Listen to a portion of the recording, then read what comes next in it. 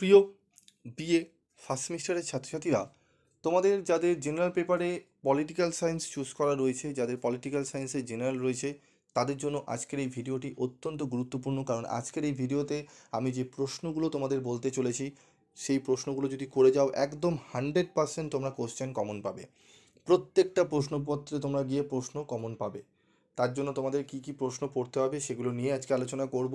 আজকে আমি কোশ্চেন প্যাটার্নও তোমাদের বলে দেবো।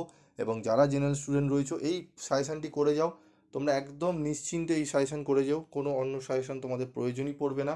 আর তোমরা পরীক্ষা দিয়ে এসে তখন নিজেরাই বলবে স্যার আমাদের পরীক্ষা অত্যন্ত ভালো গেছে।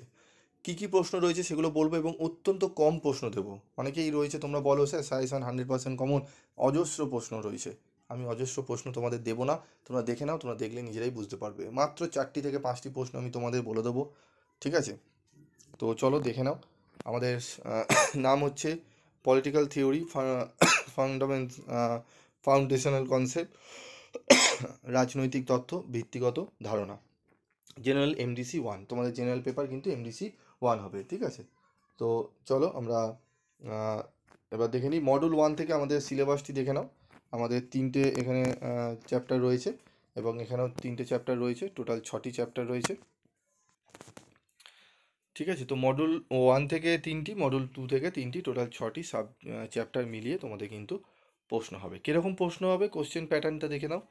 অনার্সের কোশ্চেন প্যাটার্ন হবে 4টির মধ্যে 2টি 20 নম্বরের প্রশ্নের উত্তর করতে হবে, 4টির মধ্যে 2টি 10 নম্বরের প্রশ্নের উত্তর করতে হবে, 5টির মধ্যে 3টি 5 নম্বরের প্রশ্নের উত্তর করতে হবে, ঠিক আছে? মানে 20, 10 এবং 5-এর প্রশ্ন থাকছে অনার্সের ক্ষেত্রে। জেনারেলের ক্ষেত্রে থাকছে কি 5 নম্বরের মডুল 1 থেকে 3টি 15 নম্বরের প্রশ্নের মধ্যে 2টি উত্তর করতে হবে। মানে মডুল 1 থেকে 2টি 15 নম্বর, মডুল 2 থেকে 2টি 15 নম্বরে অ্যাটেন্ড করতে, মানে মোট 15 নম্বরের 4টি প্রশ্ন তোমাদের অ্যাটেন্ড করতে হবে। তার জন্য কোন কোন প্রশ্নগুলো ভালো করে দেখতে হবে আমি অবশ্যই বলে দিচ্ছি। এবং 5টি প্রশ্নের মধ্যে 3টি 5 নম্বরের প্রশ্নের উত্তর করতে হবে।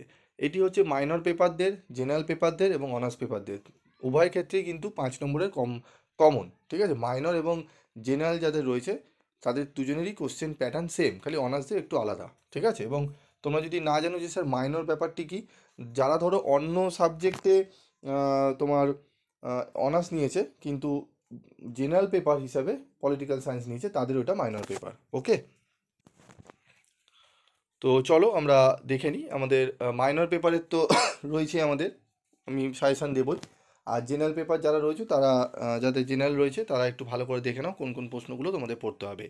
মডুল 1 এবং 2 থেকে গুরুত্বপূর্ণ 5 নম্বরের প্রশ্ন। সংক্ষিপ্ত টিকা লেখো, তোমাদের এইভাবেই আসবে, লেখা থাকবে সংক্ষিপ্ত টিকা লেখো 5x3। কোন প্রশ্নগুলো ভালো করে পড়বে? প্রথম যে প্রশ্নটি পড়বে, রাজনীতির আধুনিক অর্থ, স্বাধীনতার ধারণা, সার্বভৌমকতার বহুত্ববাদী ধারণা, অত্যন্ত গুরুত্বপূর্ণ বহুত্ববাদী ধারণা, ঠিক আছে? একত্ববাদী আসার সম্ভাবনা নেই তোমাদের জেনারেলদের ক্ষেত্রে বলছি আমি কিন্তু, ঠিক আছে? বহুত্ববাদী একদম তোমরা প্রশ্নপত্রে পাওয়ার একদম 99% সম্ভাবনা রয়েছে। 4 নম্বর প্রশ্ন, সার্বভৌমকতার একত্ববাদী ধারণা, ঠিক আছে? একত্ববাদী ধারণাটি পড়ে রাখবে, ঠিক আছে? আসার সম্ভাবনা নেই আমি বলেছি, তবুও পড়ে রাখবে। একত্ববাদী বহুত্ববাদী দুটোই ভালো করে শর্ট করে পড়ে রাখবে। সমতা, ইকুয়ালিটি, ঠিক আছে? জাতির ধারণা, এগুলো সব টিকা কিন্তু আসবে তোমাদের। একটি ক্ষমতা কেন্দ্রিক ধারণা রূপে রাজনৈতিক, তারপর রয়েছে দেখো রাজনৈতিক ব্যবস্থার নাগরিকতার গুরুত্ব, এগুলো সব টিকা আসবে, ঠিক আছে? বিকাশমুখী রাষ্ট্র, আইনের বিভিন্ন উৎস। এই 10টি প্রশ্ন 5 নম্বরে তোমাদের খুব ভালো করে করতে হবে। এই প্রশ্নগুলো যদি ভালো করে তোমরা করে যাও, দেখবে এখান থেকে তোমরা আশা করি 3টে প্রশ্ন কমন অনায়াসে পেয়ে যাবে। মাত্র আমি 10টি প্রশ্ন এখানে রেখেছি। 10টি প্রশ্ন আশা করি তোমাদের অনেকেরই হয়ে গেছে, যাদের হয়নি এখন থেকে পড়তে শুরু করে দাও, ঠিক আছে? তো চলো এরপর আমরা আমরা আরও 2টি প্রশ্ন এক্সট্রা, 2-1টি প্রশ্ন রয়েছে, আমরা দেখে নেব। 11 নম্বর প্রশ্ন, স্বাধীনতা ও সাম্যের মধ্যে সম্পর্ক, অত্যন্ত গুরুত্বপূর্ণ। আইন ও অধিকারের মধ্যে সম্পর্ক লেখো। জন রলসের ন্যায় তত্ত্বটি আলোচনা করো, অত্যন্ত গুরুত্বপূর্ণ এই প্রশ্নটি। সাম্য ও স্বাধীনতার মধ্যে সম্পর্ক এবং ব্যক্তি স্বাধীনতা। এখানে টোটাল 15টি প্রশ্ন রয়েছে 5 নম্বরের জন্য, টোটাল 15টি প্রশ্ন খুব ভালো করে যদি পড়ে যাও একদম তোমরা কিন্তু পরীক্ষা একদম কমন পাবে। এবার প্রশ্ন হচ্ছে স্যার 15 নম্বরের, স্যার 15টা প্রশ্ন 5 নম্বরের, এত বড় বড় উত্তর স্যার পাচ্ছি না মনে রাখতে। তো তোমাদের জন্য স্টাডি মেটেরিয়াল তৈরি করা রয়েছে, একদম short to the point answer, যতটা দরকার তত পয়েন্ট তত শব্দ অনুযায়ী লেখা হয়েছে, এবং তার সাথে এমন কিছু শব্দ গুলো চেঞ্জেস করা হয়েছে, ব্যবহার করা হয়েছে, যেগুলোতে তোমাদের মনে রাখতেও সুবিধা হবে। জেনারেলদের বিশেষ করে আলাদা করে তৈরি করা হয়েছে, যেগুলো পড়লে তোমরা অনায়াসে পড়াগুলো মনে রাখতে পারবে। ঠিক আছে, তো যদি তোমরা স্টাডি মেটেরিয়াল নিতে চাও, অত্যন্ত কম রেমুনারেশনে স্টাডি মেটেরিয়াল তোমরা পেয়ে যাবে। 7278981430 এই নাম্বারে যোগাযোগ করে নিও।